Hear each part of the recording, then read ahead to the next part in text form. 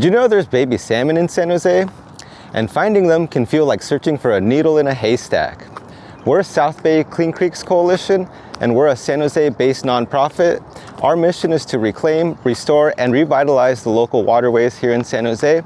Throughout the year, we host cleanups to remove trash along the Guadalupe River and Los Gatos Creek in San Jose, California.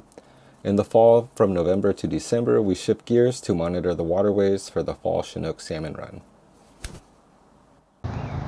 We want to highlight a special bit of wildlife that often goes unnoticed, but is vital to the health of our waterways, and that is Chinook Salmon Fry. Salmon fry are elusive and difficult to find, but we set out to capture footage of them before they make their journey downstream. Here's what we know about salmon fry. It takes around 90 days for salmon fry to hatch if the conditions are just right, so we set out in February to look for salmon fry that came from salmon that spawned in November. Knowing what to look for is just part of the process. Knowing where to look is the hard part. Salmon fry are typically 1 inch long, and they like to hang out in the edges of the creek or river, usually in shallow, calm areas hiding under cover. They're really hard to spot, even with their distinctive markings. We also had a very short amount of time to find the fry. At the time that we were searching, weather reports that there was heavy rains on their way, so that would decrease visibility and push the fry downstream, making this an even harder task. We focused our search on areas where we had previously observed reds. The first area we took a look at was near Almaden Lake. There was no sightings, unfortunately. We took a trip to downtown near the SAP Center. No luck. We moved downstream. Still nothing. Our time was running out. We switched over to Los Gatos Creek and we checked out a location near Bascom Avenue where we had documented a red the previous year. This site highlights some of the ongoing challenges our rivers and creeks face. There's visible trash along the banks and in the water, a lot of erosion on the creek bank, and a drainage pipe that keeps degrading the bank, adding a lot of sediment to the water. Additionally, the area under the bridge has always been a popular spot for encampments, which unfortunately leads to more debris entering the waterway.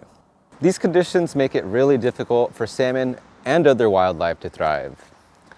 But when we searched this area, we didn't find anything initially, and we were running out of daylight, so we really had to make it count. So we went and took one last look at the area where we saw the red last season.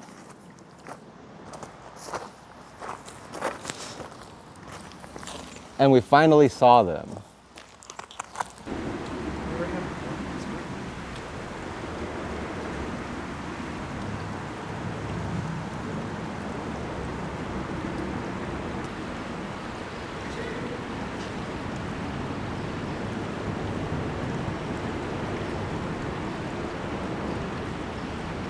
Oh, that might have been a good one.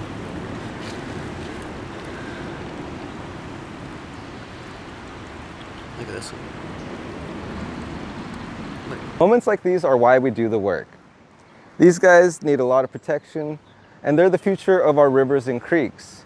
They'll migrate back to this area and spawn, continuing this vital process for our waterways and our ecosystems.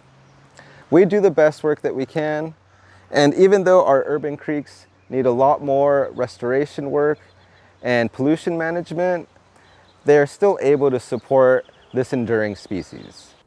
The following day, our area was hit with heavy rains and the water levels rose in the creek. This pushed the remaining fry downstream. Salmon fry will spend some time in the estuary at El Viso until they are big enough to survive in the ocean. Once they make it out to the bay, they will spend roughly 2 to 3 years in the ocean before they return. We want to make sure that when they do return, they have the most pristine spawning grounds. And that's why we hope you can join one of our cleanup events, share this video, or donate. Every donation goes to our cleanup activities, salmon monitoring, or environmental education. Together, we can maintain this vital ecosystem and show the world that even in massively urbanized areas, coexistence with nature is possible.